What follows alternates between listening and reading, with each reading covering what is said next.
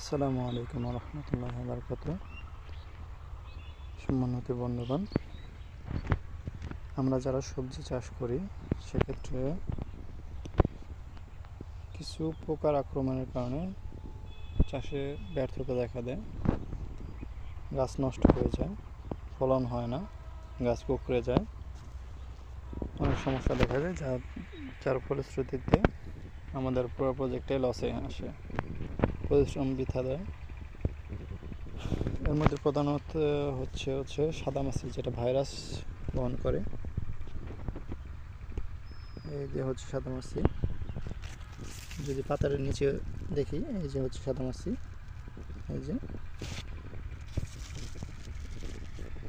আরও কিছু আছে হয়তো বা, প্রত্যেকটা গাছেই প্রায় আসছে, যেহেতু এখন সাদামাছির উপদ্রব বাড়তেছে।